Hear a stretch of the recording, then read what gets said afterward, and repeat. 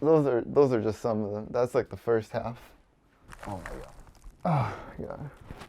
These are the rest of the issues all the way up to 160. I even have the omnibus where this is like the whole story. Hardcover. This is really hard to find actually now. This is what started it. This is what started. This is the first. This is my first volume that I picked up from it, and from there I just decided to collect everything.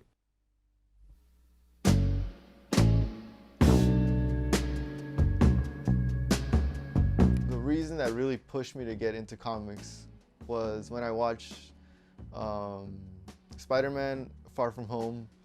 The movie really wasn't for me. I just didn't like where they were taking the character, and instead of, you know, complaining about it and wanting the studio to change, and I just decided, well, I know there's other avenues to get this character. So I went to a comic book store. I picked up the most current series that was running for Spider-Man. You know, picking up other stories that I liked, usually Marvel, and I've gone from there. When like it's a very interesting story arc, I can't wait to get it, and when I get it, I like to, you know, take my time with it, enjoy, because usually comic books, it takes like a week or 2 weeks, maybe a month to get another issue. So you got that one issue, you really need to appreciate it. It's not like you know, Japanese comic books that release week by week. You know, the American ones, you gotta really appreciate every single one you get. Spider-Man, obviously everyone knows him, everyone loves him, most relatable hero around the block. It's just the sense of, okay, in recent times there's been a new trend to try to make superheroes as realistic as possible, you know, make them as gritty, down and dirty.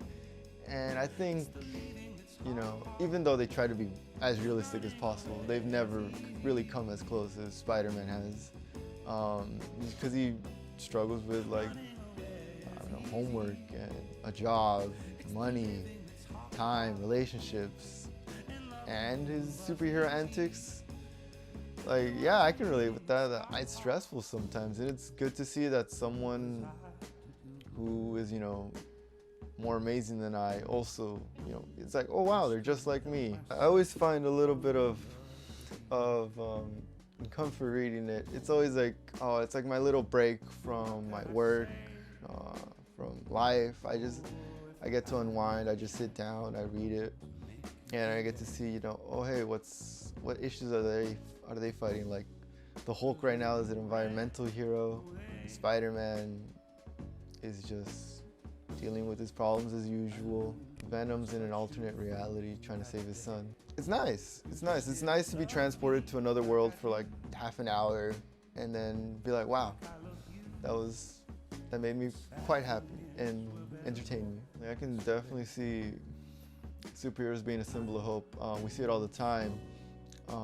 When like children's hospitals, they bring in, you know, people dressed up as heroes and everything. It gives the kids a lot of hope.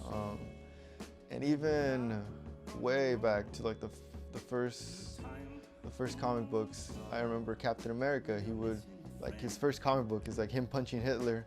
And it's supposed to like inspire people to like, hey, we're fighting against the Nazis. We're gonna come out on top of this whole World War II fiasco. There's this tweet, recent one. It was a Spider-Man clip during all the Black Lives Matter protests in New York. I saw that as like a reassurance, like, yeah, there is some hope, even there's not. He's not real, but like you can find hope in him.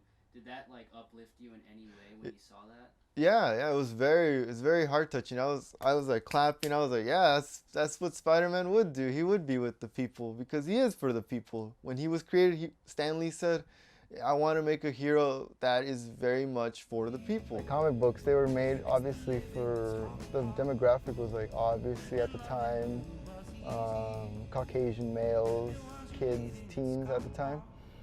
But over time, obviously, America and everything has become this hodgepodge of people from different backgrounds. And so obviously, it makes sense for the comic book industry to try to tap into those backgrounds and those experiences. And And people, sometimes they have a lot of pushback and they think, oh, the SJWs are trying to ruin our culture or something. It definitely discourages people from joining it, especially because like comic book shops and all this are very niche. Like you don't see them out and about. Like you kind of have to seek them out. But I'm glad that the comic book industry is, starting to catch up and realize that people from different ethnicities have different backgrounds and stories to be told. There was this great philosopher who would say that art was like a window to a reality. Like they would always be philosophers are always trying to figure out what's the truth, what's the meaning of life and everything. And one philosopher said that art was a great window to see what the truth and reality was. And when I think of comic books, when I think of manga, when I think of superhero movies, shows and everything, when they are well done, I think they can offer a lot of life lessons and, experience in a way to know what to do in certain situations. Obviously it's not one-to-one, like I'm not fighting the Green Goblin out or Doc Ock or the Rhino, but I could possibly be fighting against a bully or something. I think they're a great avenue for various things. Like I'm not one to read those books that are supposed to motivate you and give you life advice, but I will read, like I will pick up Spider-Man, I will pick up Vagabond, I'll pick up Berserk in their own way and in my way. They are life improvement books because they tackle questions and have conversations that I wouldn't think about. I think if you do get into this, you should always try not to be delusional. Do not get a hero complex. Instead, realize that you are in reality and realize that what they are is fictional, and try to bring some of their fictional lessons into your own life.